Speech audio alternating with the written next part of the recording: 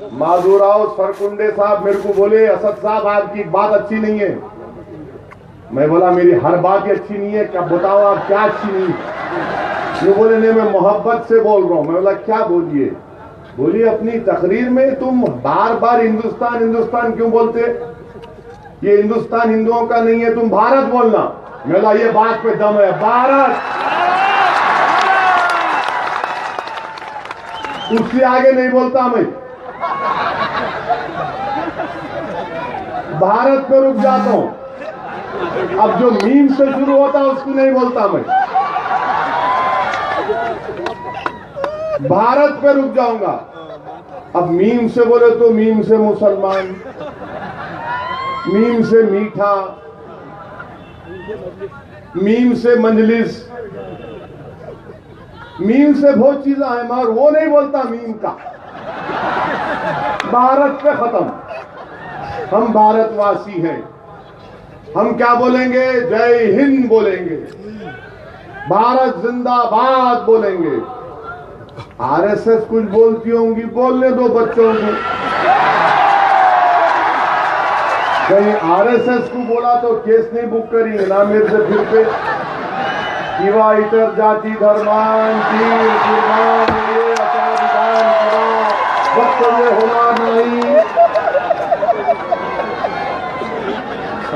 ऐसा ही नोटिस देते रहे तो एक दिन मराठी बोलना शुरू कर दूंगा इंशाअल्लाह।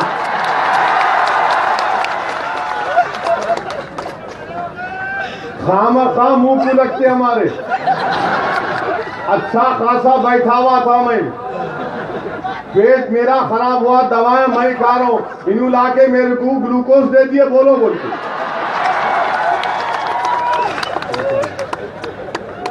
विश्वास से बोलते, मुंह को नहीं लगना इन लोगों के। मेरे भाई ये अजीब व गरीब हालात से मुल्क गुजर रहा है। आज हर घर परेशान है और हमारा मुल्क तो माशाल्लाह भारत, कोई हैदराबाद में बंबई में बोल दिया नमक चले गई, नमक चले, कूद रहे, नमक कहां गई, नमक कहां गई, नमक लाओ, नमक लाओ, नमक लाओ। ये कौन से नमक हराम पैदा हो गए, नमक को किल्लत पैदा करे।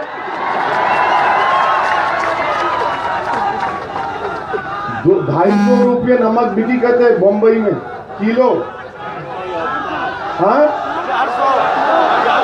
400, यानी अभी बकरे का गोश्त और नमक एक ही कीमत पे। मुबारक मोदी साहब, मुबारक, खाया मारो खाया। Well done, well done, very good. फिर भी आप देश पे एहसान किया, मैंने सब कुछ छोड़ दिया। हाय तेरा छोड़ना।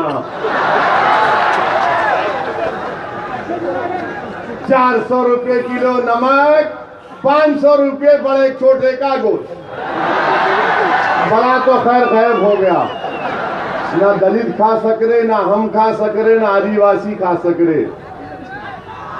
नमक भी उतनी कीमत की, गोश्त भी उतनी कीमत की।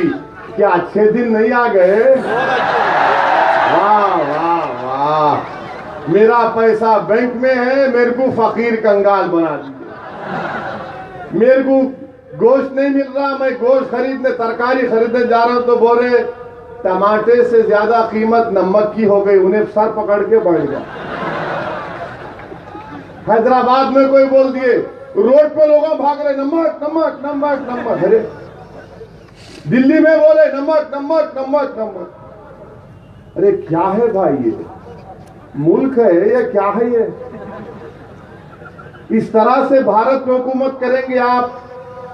मिस्टर मोदी एहसान मत करो, आप गरीबों के लिए काम करो, कीमतों को कम करो, नौजवानों को नौकरियां दो, दलितों पर जुल्म बंद करो। दलितों पर एट्रॉसिटी एक्ट निकालने की बात कर रहे, कहीं ये बोला तो ये तो नहीं लग जाएगा कोणताही प्रकारचा अक्षरप्रिय विधान व इतर जाती धर्माबाबत टीका टिप्पणी होणार नहीं। एट्रॉसिटी नहीं निकालना बोल रहा हूं, केस लगाते क्या 149? क्या है कि भाई आजकल जिसको बोले आतंकवादी बोल के गोली मार दे रहे। रोहित वेमुला को बोले ने दलित ही नहीं है तो उसको मरना जायज करार दे दिया। किसका राज नहीं चल रहा, अपना राज चलेगा इंशाअल्लाह ताला। याद रखो, हिंदुस्तान में अवाम का राज चलेगा। ठेकेदारों का, जालिमों का राज ना कभी चला है ना चलेगा। हिंदुस्तान ने देख लिया कि इंदिरा गांधी ने जुल्म किया तो भारत के भारतवासियों ने निकाल कर फेंक दिया। मोरारजी देसाई ने हुकूमत नहीं की तो भारत के भारतवासियों ने निकाल कर फेंक दिया। राजीव गांधी ने बाबरी मस्जिद के ताले खोले, इख्तिदार से महरूम हो गया। नरसिम्हा राव बाबरी मस्जिद को शहीद कराया तो मरने से भी परेशानी हो गई। और आज आप आए हैं तो याद रखिए, ये भारत बहुत बड़ा है, भारत बहुत बड़ा है और रहेगा। मुल्क मुझसे और आपसे बड़ा हिंदुस्तान के वजीर आजम। फिर से पूछ रहा हूं, बीजेपी शिवसेना से केस तो नहीं बुक करेंगे ना? क्या लिखिए, वो इतर जाति धर्म बाबा टीका टिप्पणी होना नहीं। मैं कुछ नहीं बोल रहा हूं, कानून के दायरे में बोल रहा हूं। केस बुक नहीं कर सकते मेरे पे, आप नहीं बुक कर सकते, इसलिए कि मैं हक को बयान कर रहा हूं। मेरे भाई, अब हम एक ही बात कहना चाहेंगे हुकूमत से, ये अंधेरे बहुत हो गए। तो किसी शायर ने अच्छा कहा, इस अंधेरों का जिगर चीर कर नूर आएगा। इस अंधेरों का जिगर चीर कर नूर आएगा। तुम हो फिरौन तो मूसा भी जरूर आएगा।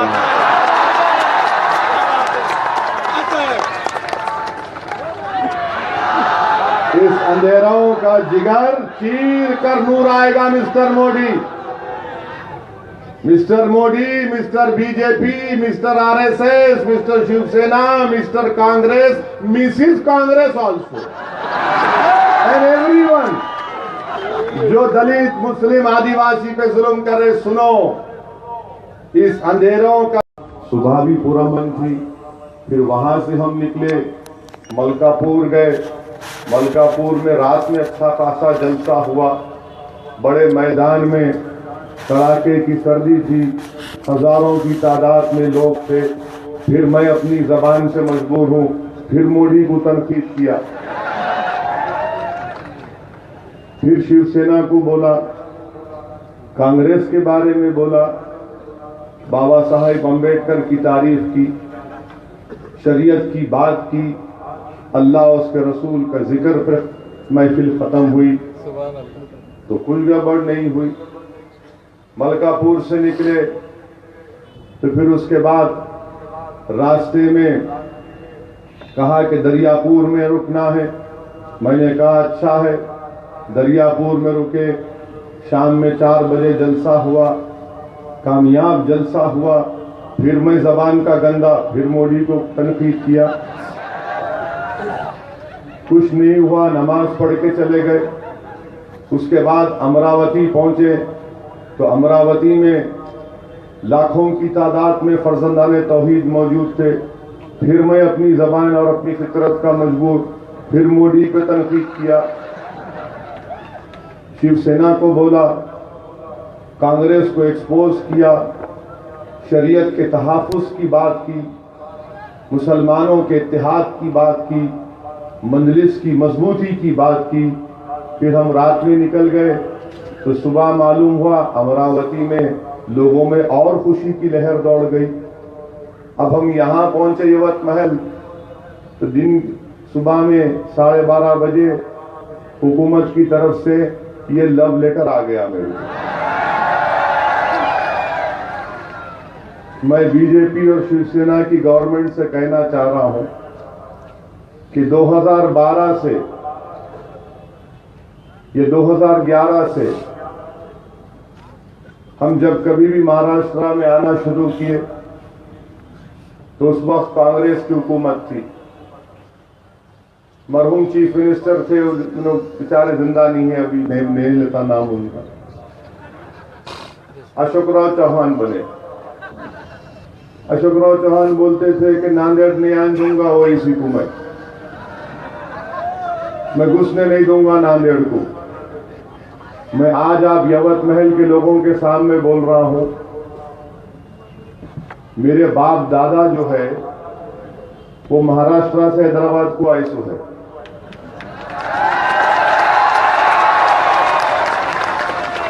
मेरे दादा के, मेरे ख्याल से परदादा की एक बहुत बड़ी ड्योढ़ी थी नांदेड़ में। हम लोग वहां के रहने वाले हैं। अशोकराव चौहान समझे नहीं, रोकते गए। हम बोले तुम रोकेंगे, हम नहीं दबेंगे। फिर हम गए और नांदेड़ में इलेक्शन जीता तो कांग्रेस की हवा निकल गई। औरंगाबाद गए तो औरंगाबाद में 3-3 मरतबा मेरे को रोक दिए। जलसा कल है, आज सुबह में पुलिस वाले आ जाते थे। मालेगांव में इफ्तार की दावत में गया तो हालत रोजा में हो तो नोटिस ला के दे दिए। मैं बोला भाई रोजा खोलने जा रहा हूं, तो बोले तकरीर नहीं करना तुम। मैं बोला इशारों से करूं, आ आ ओ आ। तो बोले नहीं वो भी नहीं कर सकते। मैं बोला ठीक है, खजूर खा ले के रोजा खोल लूं। बोले हाँ रोजा खोल लो, भीड़ नको जमा करो। मैं बोला मेरे हाथ में नहीं है, अल्लाह मेरे जबान में मकनातीस पैदा किया, मैं क्या करूं। ऐसा ही करते करते करते हर जगह रोकते गए कांग्रेस वाले। इन्होंने आना, इन्होंने आना, इन्होंने आना, मगर मैं जाते गया, आते गया, पहुंचता गया।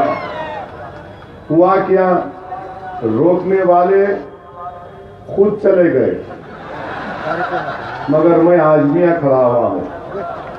तो मैं बीजेपी शिवसेना गवर्नमेंट से बोलना चाह रहा हूं, मेरे पीछे क्यों पड़े हुए भाई आप? कांग्रेस के लीडर आते, उनको क्यों नोटिस नहीं देते आप? उनसे आपका क्या रिश्ता है, उनसे आपको क्या मोहब्बत है? तो मालूम हुआ कि कांग्रेस वाले कुछ बोलते ही नहीं ना, मुंह में जबान है मगर वो तासीर नहीं है जो दिलों तक पहुंच सके।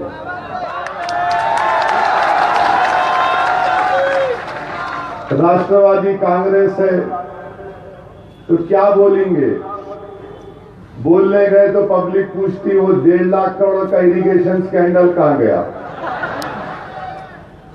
अब बीजेपी शिवसेना नोटिस दे दिए मेरे को मराठी उतनी अच्छी नहीं आती, थोड़ा मैं लिखा लिया किसी से, तो पढ़ के सुनाता हूं लव लेटर में क्या लिखे मेरे को समझ में नहीं आ रहा। इस उम्र में लव लेटर भिजा रहे मेरे को। मैं बूढ़ा नहीं हुआ, मैं अभी जवान हूं और अल्लाह मुझे अगर 75 साल तक भी जिंदा रखा तो मेरा दिल जवान रहेगा। मराठी में लिखे, हमारे डॉक्टर माने साहब कॉन्स्टिट्यूशनल एक्सपर्ट है बीआरएसपी के। क्या लिखे मराठी में नोटिस में? कोणताही प्रकारचा अक्षप्रिय विधान व इतर जाती धर्म बाबत टीका टिप्पणी होणार नाही किंवा इतर जाती धर्मात तीर निर्माण होईल असा विधान किंवा वक्तव्य होणार नहीं। अब मैं जो बात बोलूंगा फिर ये पढ़ दूंगा, देने वालों को तकलीफ हो जाएंगी 10 बजे तक। अगर पेट की दर्द की दवा है तो मंगा लो,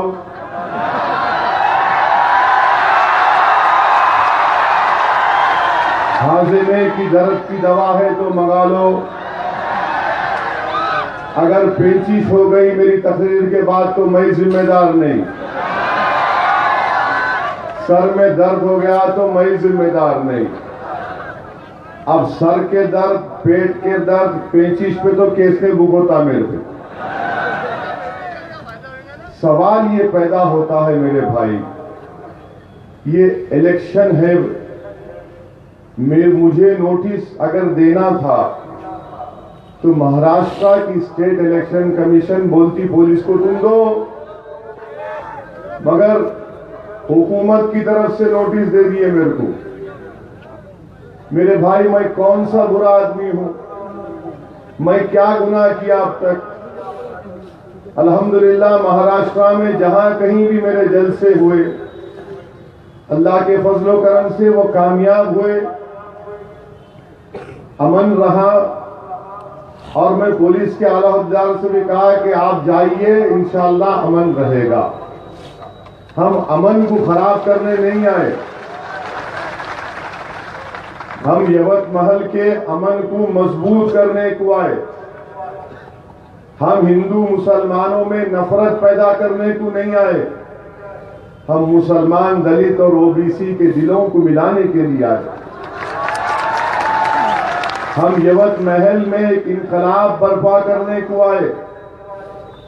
हम यवतमहल के मुस्लिम और दलित बस्तियों को जो डार्क जोन कर दिया गया, उसको लाइट जोन करना चाहते हम। अंधेरे इलाकों को रोशनी में तब्दील करना चाहते। जहां पर पीने का पानी नहीं है वहां पानी पिलाना चाहते। और जब कामयाब हो जाएंगे तो मुसलमान दलित बस्तियों को भी पानी पिलाएंगे और कांग्रेस, शिवसेना, बीजेपी भी कोई पानी पिलाएंगे। पानी पिला पिला के तड़पाएंगे इंशाअल्लाह। हमको नोटिस दे रहे। क्या भाई साहब, पूरे महाराष्ट्र में आपको कोई दूल्हे भाई नजर आए? नहीं आए, मैं नजर आया। ये लव लेटर दिए तो अब हमारे घर में क्या सोचना। 8 दिन से बाहर हूं, ऊपर से बदनाम करते मुसलमान 2-2 शादियां करते। मेरे को भी घर जाना है भाई, मैं डर तो अपने घर में, बाहर बहुत मर्द बनता हूं, घर में नहीं बन सकता मैं।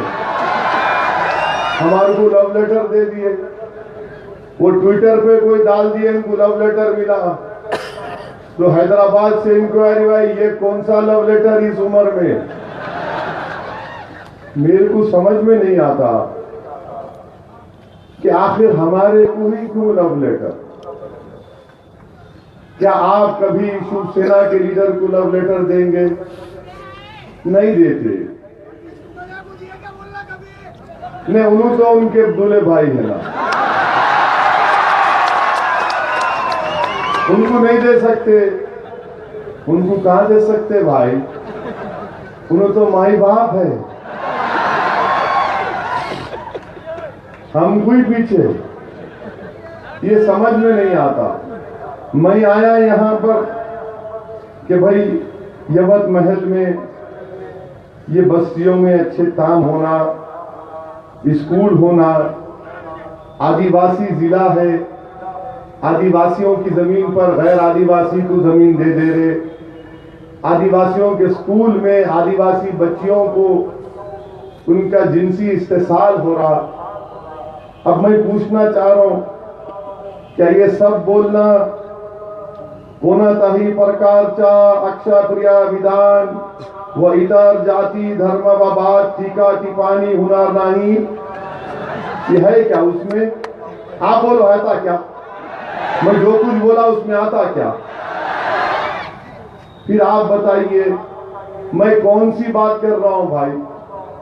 मैं जमीन के अंदर की, आसमान की बात नहीं कर रहा हूं। मैं यवतमहल के सरजमीन पर रहने वाले गयूर लोगों के मसाइल की बात करने आया। हम ये बताने आए हैं कि हमारा बीआरएसपी से इत्तेहाद है। हम ये बताने आए हैं कि हमारी दलित बहन को कामयाब करो। हमारी बहन एमए पीएचडी पढ़ी लिखी भी है, इससे पढ़ी लिखी कोई कैंडिडेट दिखाओ मेरे को।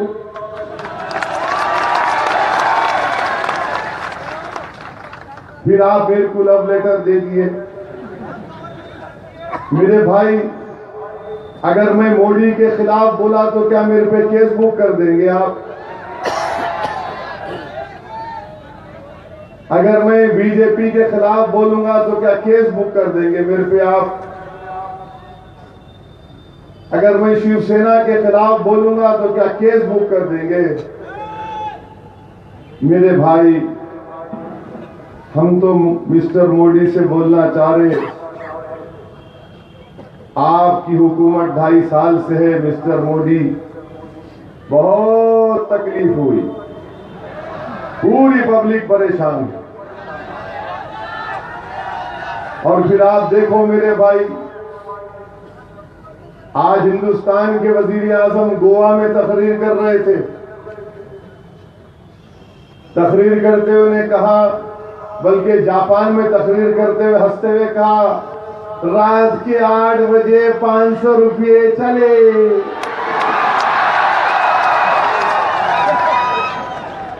घर में शादी है, पैसे नहीं है। और फिर वजीर आजम हंस रहे। हिंदुस्तान के वजीर आजम, जिसके घर में शादी हो रही होगी उसके बाप पर क्या गुजर रही होगी। जिसके बाप को अपनी बेटी की शादी करना है, जिस भाई को अपनी बेटी के शादी के पैसों का इंतजाम करना है, आप हंसकर उनकी गुर्बत का मजाक उड़ा रहे हैं वजीर आजम साहब। मैं फिर से अदब से पूछ रहा हूं महाराष्ट्र गवर्नमेंट पे, केस तो नहीं बुक करेंगे ना? नोटिस तो दे दिए, मैं मोदी के खिलाफ बोला, केस तो नहीं बुक करेंगे ना? फिर आप बताइए, हमारे वजीर आजम 500,000 रुपये ले लिए आपसे। मैं आपको यकीन दिला रहा हूं कि औरंगाबाद से निकल के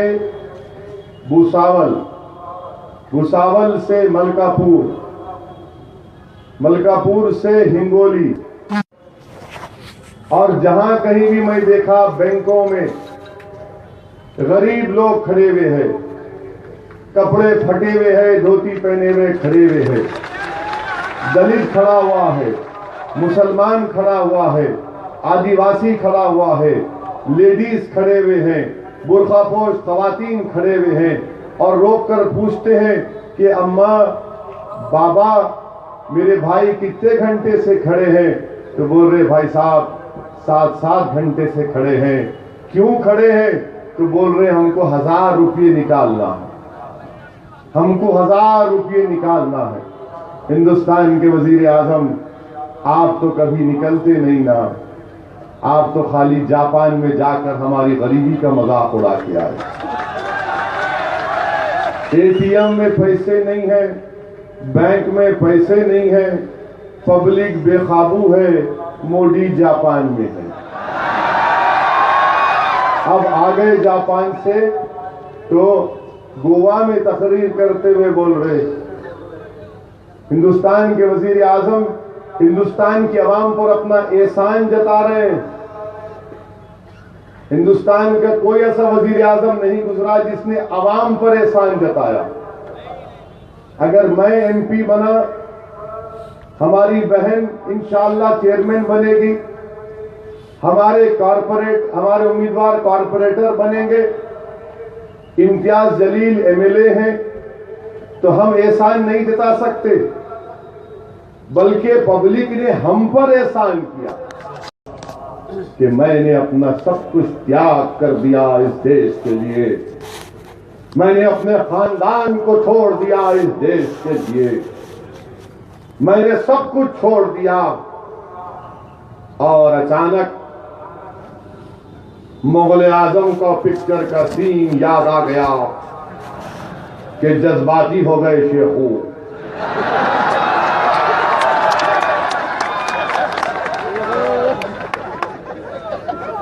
वजीर आजम आंख बंद कर लिए, ऐसा मैं जैसा कर रहा हूं देखो, उतना तो अच्छा नहीं कर सकता थोड़ा।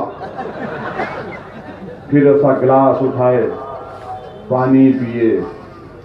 लोग बोल रहे ओह जज्बाती हो गए, इमोशनल हो गए, आंख में आंसू आ गए।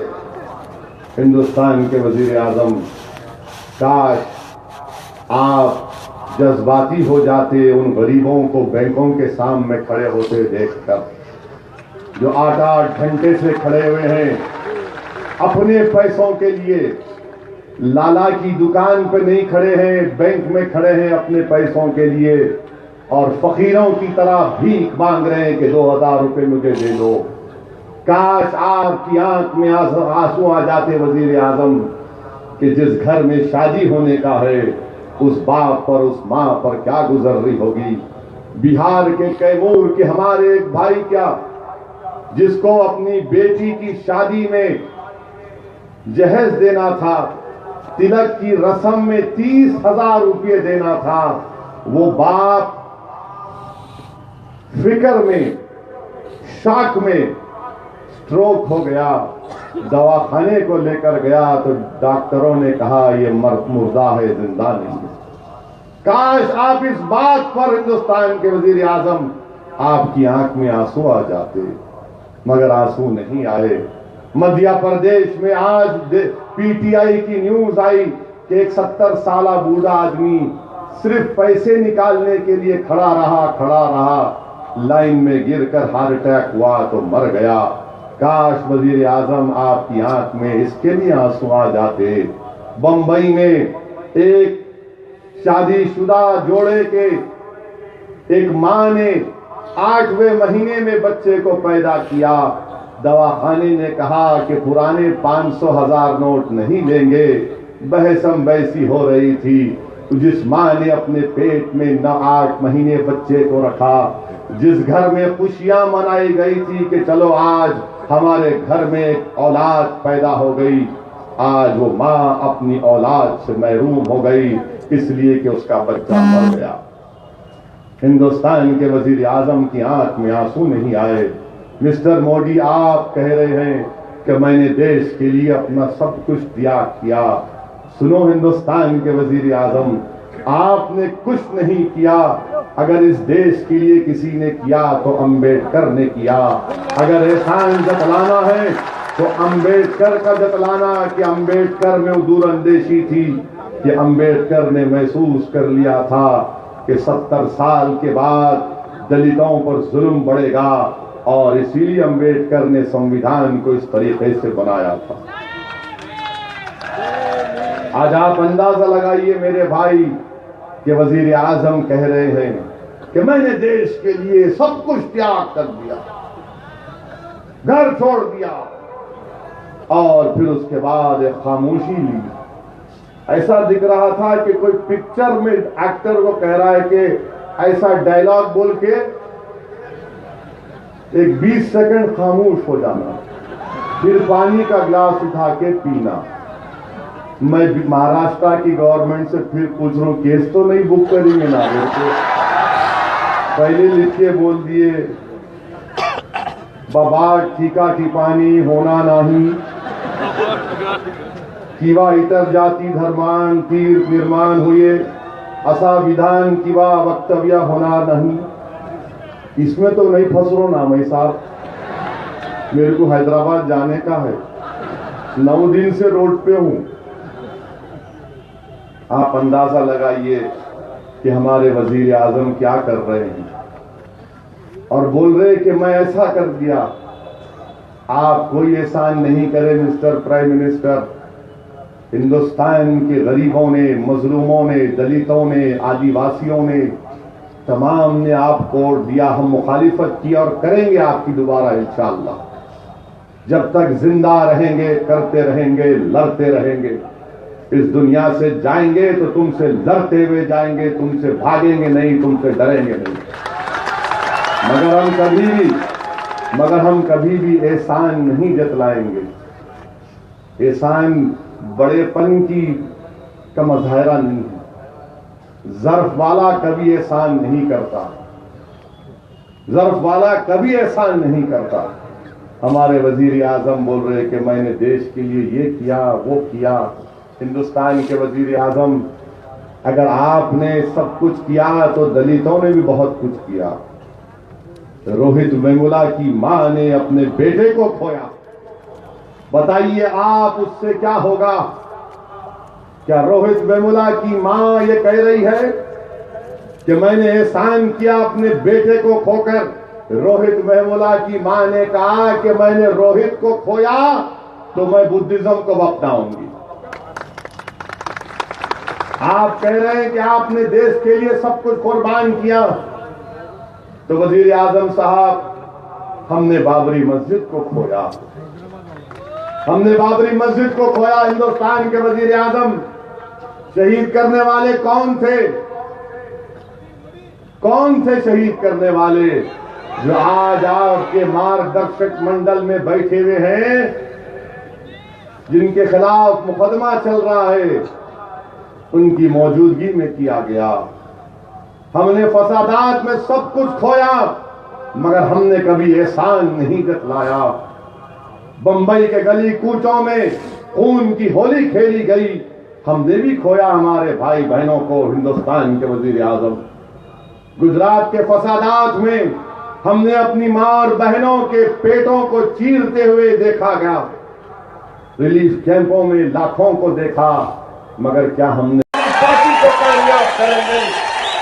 हम सेकुलरिज्म के कूली नहीं है, हम अल्लाह के गुलाम हैं। सेकुलरिज्म का बोझ एआईडीएमके को उठाना पड़ेगा, सेकुलरिज्म का बोझ डीएमके को उठाना पड़ेगा, सेकुलरिज्म का बोझ अम्मा को उठाना पड़ेगा, सेकुलरिज्म का बोझ करुणानिधि को उठाना पड़ेगा। अब मेरे कंधे थक चुके हैं, मैं थक चुका हूं। अब ये सेकुलरिज्म का बोझ मैं नहीं उठा सकता, ना उठाऊंगा मैं। अब हिंदुस्तान को अगर सेकुलर रखना है तो तमाम पार्टियों को सेकुलरिज्म का बोझ उठाना पड़ेगा। आपके दिल में एक सवाल पैदा होगा कि ओवैसी सेकुलरिज्म की बात क्यों कर रहा है?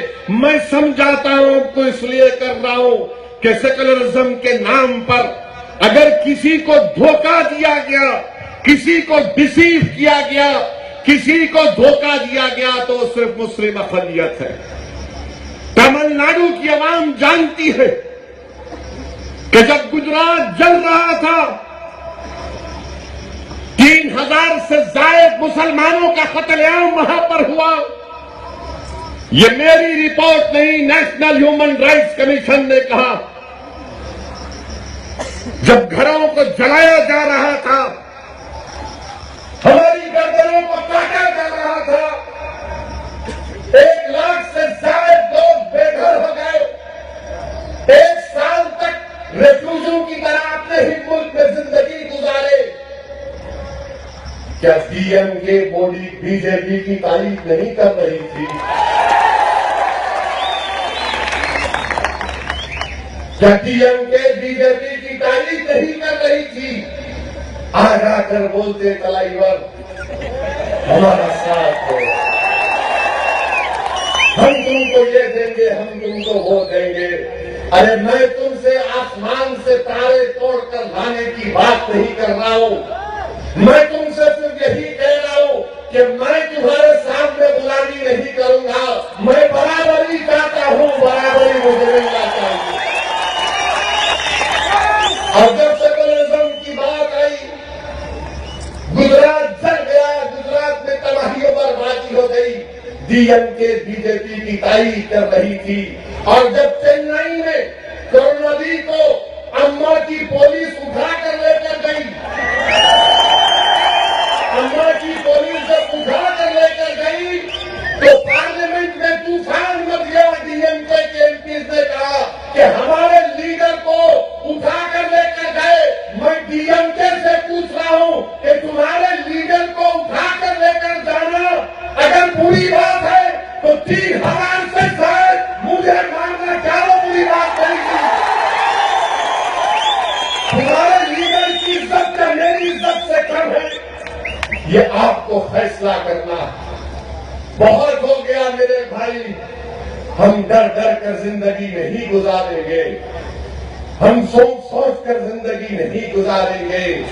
हिकमत के नाम पर बुज़दिली नहीं कर सकते। अब याद रखो वानियमबाड़ी की आवाम, हिंदुस्तान में हम अव्वल दर्जे के शहरी हैं, हम नंबर 1 के सिटीजन हैं, हम नंबर 2 के सिटीजन नहीं है। कानून सबके लिए बराबर है, कानून सबके लिए बराबर है, कोई कानून में ऊपर नीचे नहीं है। मगर फर्क यह है कि उठकर बोलने वाला कोई नहीं है, लड़ने वाला कोई नहीं है, हमारे मसाइल को सही तरीके से बयान करने वाला कोई नहीं है। और हमको क्या बोल दिया जाता, अरे देखो इसमें आ जाओ, इसमें शामिल हो जाओ। अरे मुझे क्या मिलने वाला, सीढ़ी के निशान पर सीढ़ी पे चढ़ के तो मैं ऊपर जा सकता हूं, मगर क्या कोई गरीब ऊपर जाएगा? क्या कोई गरीब का बच्चा ऊपर जाएगा? क्या कोई हमारे महलों में रोड पड़ेगी, पानी की लाइन आएगी? मगर कुछ नहीं होगा। हमसे बार बार ये कहा गया कि देखो तुम अपने आप को लीडर मत समझो, ये तुम्हारे लीडर है, तुम इनकी गुलामी करते रहो, तुमको भीख में कुछ मिल जाएगी, तुम खुश रहना। मैं आपसे कह रहा हूं कि हम गुलामी अल्लाह की करेंगे, हम भीख उसकी उससे मांगेंगे, ये सियासी लीडरों से नहीं मांगेंगे। इसलिए मेरे भाई कि डेमोक्रेसी है, डेमोक्रेसी में भीख नहीं चाहिए, मुस्लिम अक़लियत को उसका राइट मिलना चाहिए, और राइट लेना है तो तमिलनाडु की असेंबली में हमारे भाई वकील को कामयाब करके दिया। जिस दिन हमारा भाई कामयाब होकर तमिलनाडु की असेंबली में जाएगा तो वो आपकी जबान में बोलेगा। मैं आज बहुत देर तक वानियमबाड़ी के मुख्तलिफ इलाके जात में दौरा करता रहा। बैठ जाओ, ये मजलिस का जलसा है कि दूसरी पार्टियों की तरह खड़े रहे हो,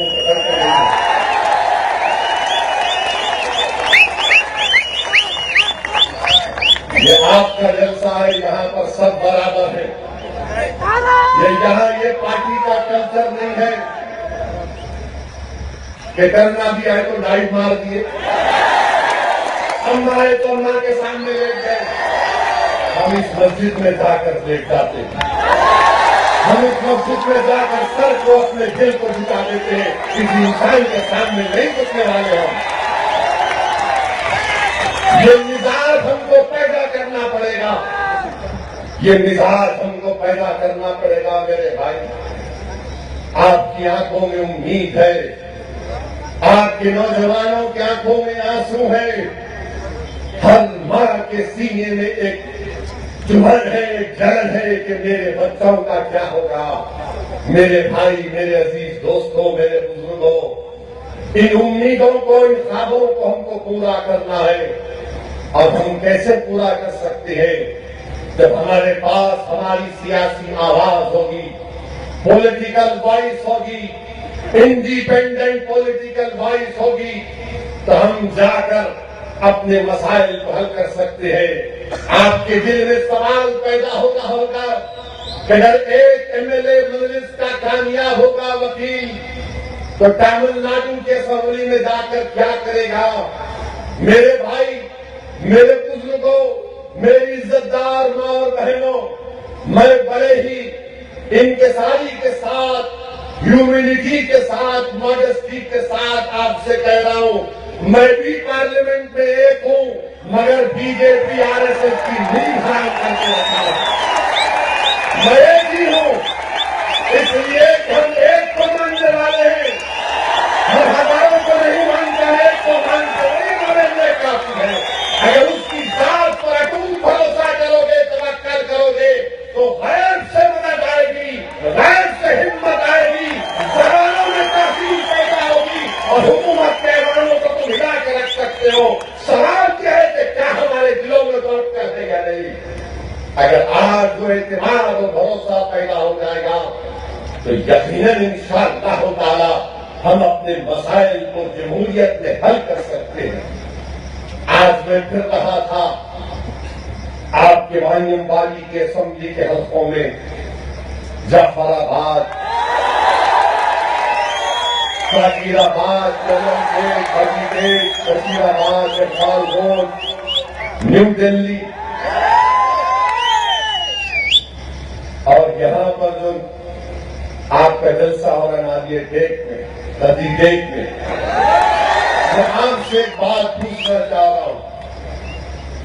यहाँ पर जो एआईडीएम के कैंडिडेट हैं, हमारी बहन, मैं उनके खिलाफ नहीं बोलूंगा, मगर मुझे एक बात पर एतराज है कि जब उनकी अम्मा को, मेरी अम्मा ने, उनकी अम्मा को जेल हुई तो हमारी बहन गरीबों के दुकान पे जाके सामान लेट रही थी। मैं उनसे पूछना चाह रहा हूं, जेल को जाना कोर्ट का फैसला है, जेल को जाना पड़ता, गरीब की दुकान पे जाके नुकसान पहुंचाना, ये तुम्हारी अम्मा से कौन सी मोहब्बत है? जाना था तो जाके करुणा जी को पकड़ना था, हिम्मत ली तो उसको पकड़ना था, कि गरीब की दुकान पे जाके नुकसान पहुंचाना। मेरी बहन, ये अच्छा काम नहीं किया आपने, ये काम आपने अच्छा नहीं किया। और मैं देख रहा था वीडियो में कि पुलिस भी उनके पीछे कुछ नहीं कर रही थी। अगर मानियबाड़ी का कोई बच्चा जाकर गल्ला पकड़ता तो पुलिस आ जाती, उसको पकड़ कर लेकर चले जाती, जेल में डाल देती। और जब बात जेल की आई, मेरे भाई सुनिए, पार्लियामेंट में 27 अप्रैल को राज्यसभा में क्वेश्चन का जवाब देते हुए गवर्नमेंट ऑफ इंडिया ने क्या कहा कि तमिलनाडु की जेलों में 1867 मुसलमान अंडर ट्रायल है, 220 डेटेनीज है। मैं एआईएडीएमके के अम्मा से, उनके जाने वालों से पूछ रहा हूं, मैं डीएमके पार्टी से पूछ रहा हूं, आप लोग पावर में हैं, कभी आप बैठते तो कभी उन्हों बैठते, 5 साल यूं बैठे तो 5 साल उन्हों बैठते, ये दोनों बैठ के मैच फिक्सिंग कर लिए, 5 years me, 5 years you। आपके 5 साल में क्या हुआ? 1867 Muslims as under trials, 220 Muslims as detainees। मैं एआईडीएमके से पूछना चाह रहा हूं कि क्या ये आपकी मोहब्बत है? अगर हमारी बहन एआईडीएमके की कैंडिडेट जाकर जेल के सामने बोलती कि मेरे बच्चों को छोड़ो, मेरे भाई को छोड़ो, मेरे बेटे को छोड़ो, तो मैं कहता बहुत अच्छा करोगे, मगर अम्मा जेल को गए तो बच्चों की फिक्र नहीं है। हमारे इतने बच्चे जेल में है, ये राज्यसभा में जवाब दिया गया। ये सेकुलरिज्म है इनका कि ये जब मुसीबत में आएंगे तो हम इनका साथ देना, ये पावर में जाएंगे तो हम इनको वोट डालना, ये जब मर जाएंगे तो इनकी औलाद को डालना, वो औलाद मर गई तो उनकी औलाद को डालना। क्या हम गुलामी करने को पैदा हुए? हम गुलामी करने को पैदा नहीं हुए, हम हक देने वाले हैं, हमको हक लेना भी आता है। अब मैं आपसे कह रहा हूं कि हक को छीनना पड़ेगा। जो तमिलनाडु की जेलों में हमारे बच्चे हैं, अगर मैं उनकी जबान को तुम्हारे सामने बयान करूंगा तो जेल में 1860 जो हमारे बच्चे जेलों में हैं, वो मानियबाड़ी के लोगों को पुकार पुकार कर कह रहे कि देखो हम जेलों में हैं, जेल की दीवारों में हैं, हम रात रात भर रोते हैं अपने माँ और बहनों को देखने के लिए। क्या मानियबाड़ी के आवाम हमारे आंसुओं की लाज रखेगी? क्या मानियबाड़ी के बुजुर्ग हम बच्चों को निकालने के लिए मुत्तहिद होंगे? क्या मानियबाड़ी का नौजवान उन 1800 मुस्लिम बच्चों को रिहा करने के लिए 16 तारीख के दिन एक तूफान की शक्ल में अपने कोई जेलों से आवाज आ रही है, याद रखो। उन तमिलनाडु के जेलों से आवाज आ रही है। वो बेकसूर बच्चे पुकार पुकार कर तुमसे कह रहे हैं, अगर तुम्हारे पास सीना है, अगर तुम्हारे पास एक धड़कता दिल है, अगर तुम्हारे पास तुम्हारा जमीन जिंदा है, तो सुनो उनकी तकलीफ को, सुनो उनकी तकलीफ को अपने सीनों में महसूस करो। अगर उनकी आंख से आंसू बह गए तो जरूरी है कि तुम्हारी दूसरी आंख से कम दर्द तो तुमको होना चाहिए। यही तो तकाजा है। अगर किसी को सीने में तकलीफ हुई तब अपने पैर में उसकी तकलीफ को महसूस करें। क्या आपने नहीं सुना हमारे बुजुर्गों की जबान से?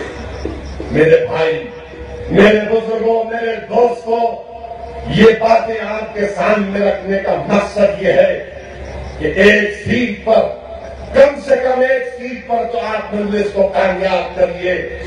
बहुत बार आपने अम्मा को वोट दिया, बहुत बार आपने अब्बा को वोट दिया। अब ये अब्बा अम्मा को छोड़िए और अपने भाई को कामयाब करिए। ये अब्बा अम्मा को छोड़िए, अपने बेटे को कामयाब करिए। ये अब्बा अम्मा को छोड़िए, अपने भतीजे और भांजे को कामयाब करिए। ये अब्बा अम्मा को छोड़िए, एक मरतबा एक पागल ओवैसी तुम्हारे पास आया है, इसकी बात को भी तुम सुन लो। मैं आपसे कह रहा हूं, मैं आपसे वादा कर रहा हूं कि मैं सिर्फ इलेक्शन की खातिर तमिलनाडु को नहीं आया हूं। मैं सिर्फ इलेक्शन के वोट या मेरे उम्मीदवार की कामयाबी के लिए वानियमबागी नहीं आया हूं। मैं आपसे वादा कर रहा हूं कि इंशाअल्लाह ताला जब तक अल्लाह सुब्हानहू तआला मेरे जिस्म में आखिरी सांस रखेगा, मैं वानियमबागी को आता रहूंगा, आपके साथ आता रहूंगा, आपसे मुलाकात करता रहूंगा, आपकी जबान बनकर पार्लियामेंट में गूंजता रहूंगा, आपकी जबान बनकर हिंदुस्तान के कोने कोने में आवाज उठाऊंगा। वहीं पर हम क्या देखते हैं? दूसरा रुख अम्मा की पार्टी का, ये बीजेपी से अलायंस इनका है। कैसे अलायंस है?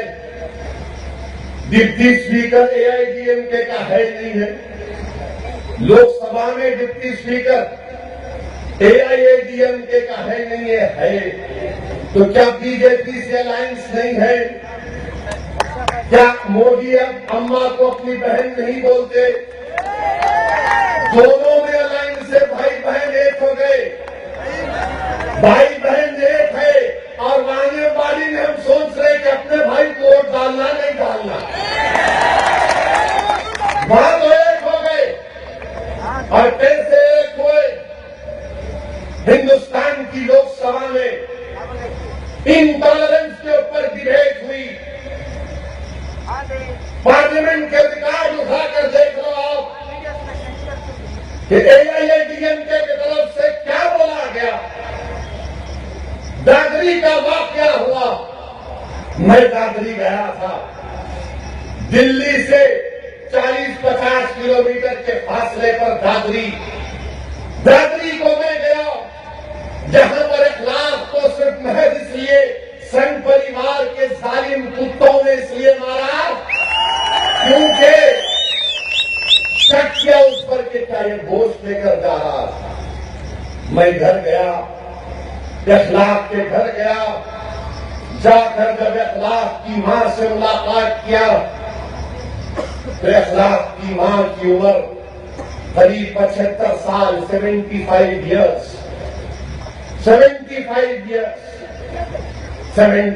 इयर्स की औरत थी।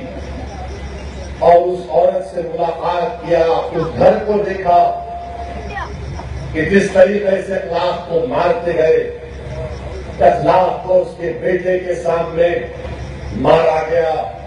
बेटा बीच में आया तो बेटे का सर खोल दिया गया। इखलाक का बेटा हिंदुस्तान की एयरफोर्स में काम करता है।